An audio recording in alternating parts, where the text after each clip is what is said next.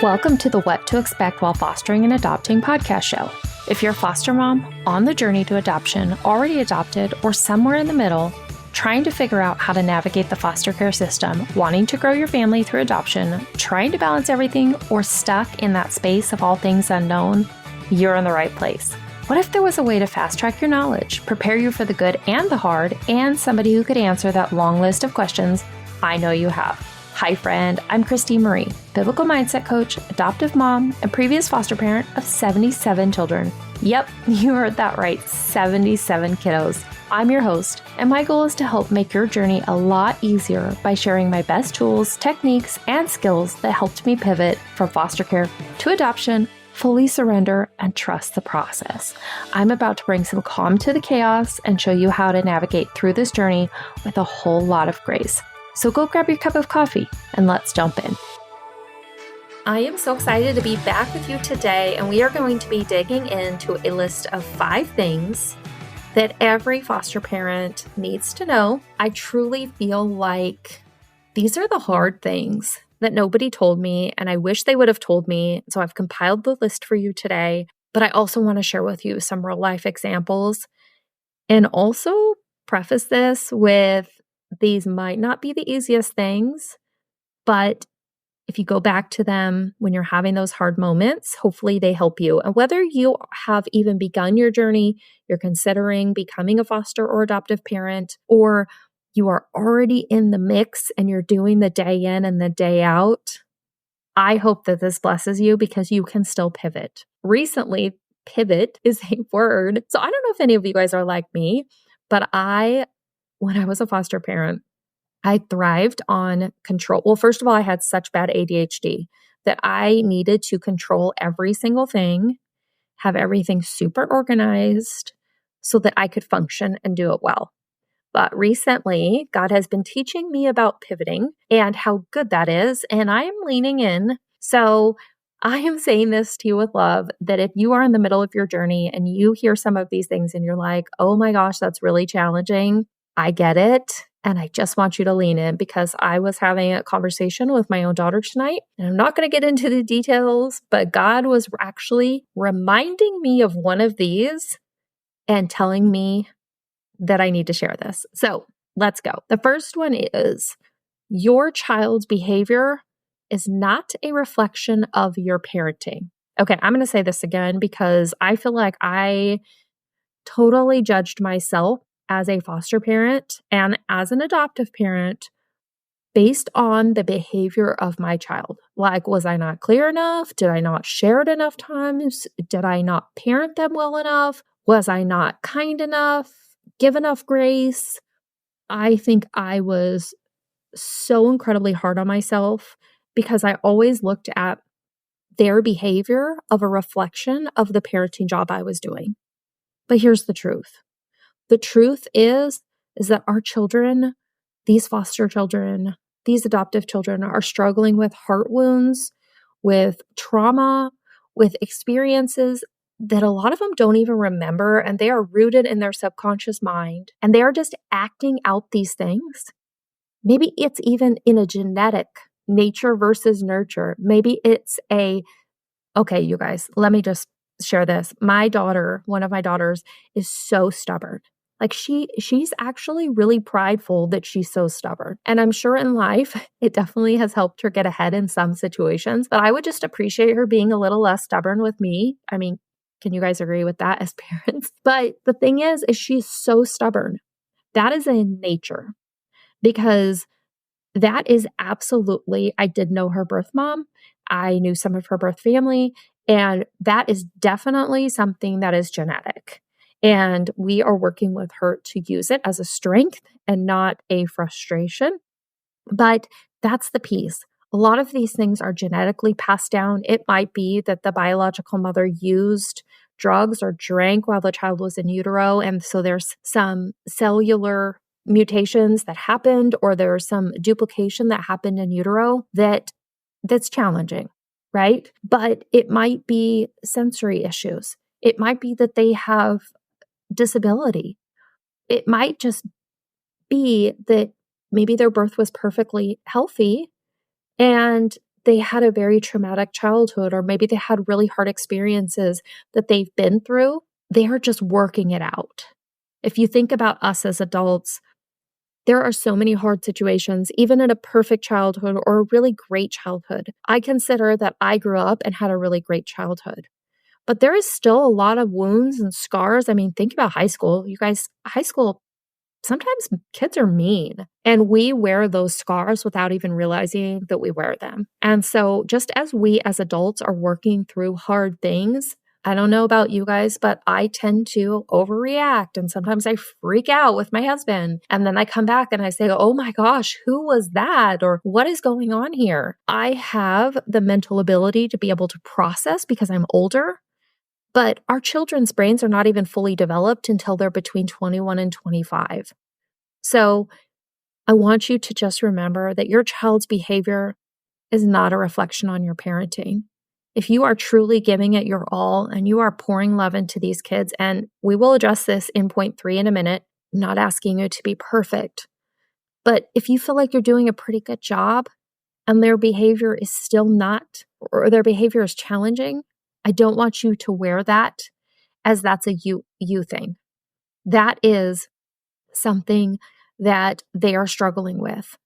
And you might be the perfect parent, but we can't fix people. We can't heal people. We can't change anyone. They need to want it. We can model good behavior. We can give them all of the tools and resources.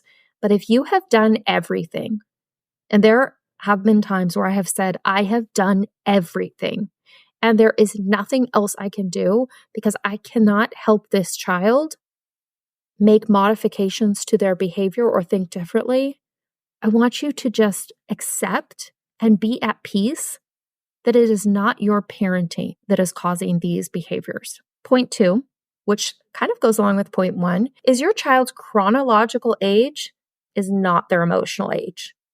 So I did not understand this so much, but especially when we're speaking about trauma, or we're speaking about even being removed from your biological parents or biological family and placed in the foster care system or adopted, there is some significant trauma that happens, significant separation, significant attachment concerns and wounds that happen when children go through the foster care system and are eventually adopted, if that is what happens with them. But their chronological age is most of the time not in alignment with their emotional age.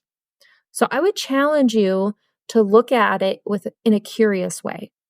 And what's amazing is that our kids are only kids till they're 18, right? So if they are, let's say, 7 years delayed from their chronological age, so at 18, they act 12, but at 30, they're going to act 22, nobody's going to know the difference.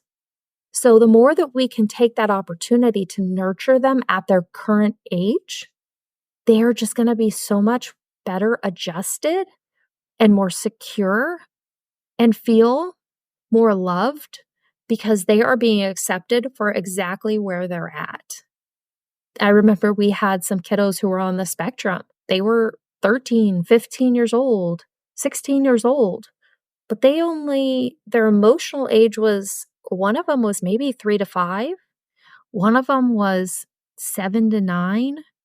So what did we do? We treated them at their emotional age. We gave them responsibilities for their emotional age. We provided puzzles, toys, entertainment, whatever that was at their emotional age. We loved them right where they were. And that is a lot of times when kids get overstimulated and overwhelmed is because they're put into situations that they're not emotionally yet able to be in. So for example, one of the kiddos that we had, they wanted to he had very severe autism, and they wanted to put him in regular classrooms in, I think it was middle school. And I had to really advocate and say, no, I want this child in a special needs classroom because even though this is his chronological age, his emotional age is still in elementary school. And he gets he would get so frustrated being around these kids who are having conversations that he doesn't even understand or interested in things that he doesn't understand. And what is one of the basic human needs is to be loved and accepted for right where they're at. So that's the second most important thing I would say is love and encourage your foster child, even your birth children, at their emotional age. Some of us may even have biological children who haven't experienced any trauma and they're just emotionally younger. And we're okay with that. So that's my challenge to you is to really look at and get curious as to, I wonder what emotional age these children are. And how can I support and love them right where they're at? Because that is also going to help them adjust. This third one is for you. I want to share with you that it is okay to feel all the feelings. There's nothing wrong with you. If you're frustrated, angry, excited, overwhelmed, feel like you can't do any more, or feel like this is the best, most exciting moment of your life, whatever the feelings are, they're valid, and it's okay that you feel them. It's okay even if other people are saying, why would you be excited that you're getting a new foster kiddo? Because that means another child is being taken from their parents. But you're excited because you're really excited to be a new foster mom. Or maybe you're getting a child for adoption or pre-adoptive placement, and other people are sad that it didn't work out with their birth family. It is okay for you to have a mix of both feelings. It is okay for you to be sad for this child, for their loss, and be excited for you growing your family. For me, I always felt like I had to be what others expected me to be. I felt like I had to wear the emotion that was appropriate based on what other people had told me. And so I just want to share with you this number 3, that is your feelings are valid and you don't need to pretend that you feel a certain way that you don't. Everything that you're going through, I want you to honor your feelings of where you're at. If you're grieving the loss of a foster child because they were moved and you want to take a year to grieve, and the placement desk keeps calling you to say, do you want to take another child? It is okay for you to be sad. That's a significant loss. The most important thing for us to do as foster parents is to love big and get attached.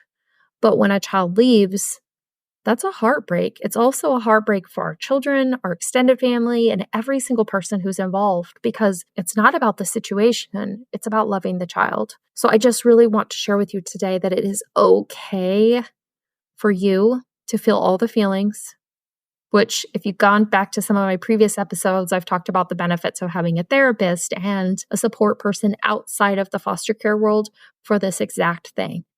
Because I want you to be nothing less than everything you are. And then number 4 kind of goes a little bit with point 3, but I just want you to be you.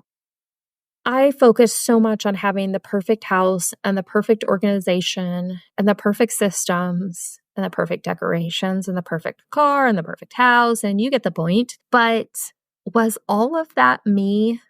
A lot of it was, yes. But I was also trying to be the perfect foster parent. Is anybody resonating on that that piece? Like, you want to be the absolute perfect foster parent. I want you just to let go of that, because there's no such thing as a perfect foster parent. There is a such thing as a perfect you, though. The perfect you is feeling 100% authentic, you saying no to placements that are not a good fit for you and your family, for you saying yes to placements that are a great fit for you to be excited if you want to go look through the waiting children's booklet in your local office and see, or online, and see what children are available for adoption, or for you to take a month break and just reconnect with your family. Whatever it is that is you is perfect. And I want you to be confident in being exactly you and feeling all the feelings, as I talked about before, but also having the boundaries for what is the right child for your family. And I want you to be perfectly you around the caseworker. Remember, we did talk about, though, not talking about all of the like not sharing all your emotional feelings, right? But be you around them so that they can best support your family and best match you with the right children. I remember I had so many people, so many caseworkers and attorneys that would come over and say, oh my gosh, your house is always so clean and so organized and it just looks amazing. And meanwhile, I'm completely exhausted, drained. My body is completely just overwhelmed. I can't sleep well. I am just exhausted beyond belief because I was working so hard every single day to have that perfect environment where there honestly wasn't a big deal if there were some piles of laundry around, if the bedrooms weren't perfectly clean. It's not a big deal.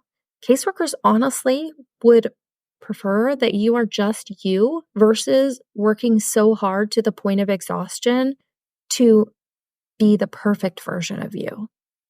And then the last point for you to sum all of this up, and this might be a little controversial in the way that I'm saying it, but I want you to know my heart. So I want you to put the needs of your family first. And I know I've talked about this a lot, but I really want you to think of your own biological children. If you've adopted children already, all of your children. If you have biologicals and foster children, and I'm only separating the names, not because of any difference in significance, but so that you're clear on who I'm speaking about, is I want you to make sure that the family that is in your home that isn't going anywhere is doing good. If one of your children is struggling, I want you to take a break. I want you to put things on hold. If you need to move a child so that you can nurture and love and care for one of your own children that is struggling, I want you to do that. And I also want you to know that you will never miss out on the right child that was supposed to be with you because you put your family first. That's just not how it works. I had such a mindset that I was going to miss out if I wasn't constantly taking children in, that I might miss out on one of our daughters. The truth is, that's not possible. If it's meant to be, you have to trust that it's going to happen. If you and your spouse or your significant other and your children are all in the very best place emotionally, physically, mentally, then bringing in these foster children or adoptive children, they are just going to flourish and they are going to do amazing in your home. And you will be able to focus on the needs of these children coming in and that transition because everything else is doing so good.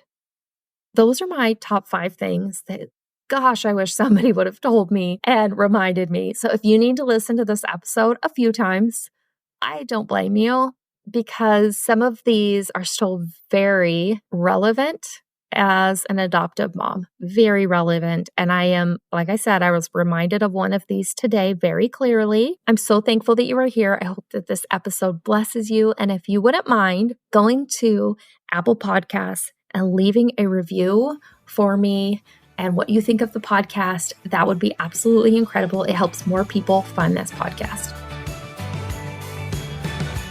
Hey friend, I hope that you loved today's episode. I pray it blessed you and helped you see that you have a friend in your corner who truly understands what you're walking through. If so, would you share this episode with someone who's been praying for a breakthrough in their own journey?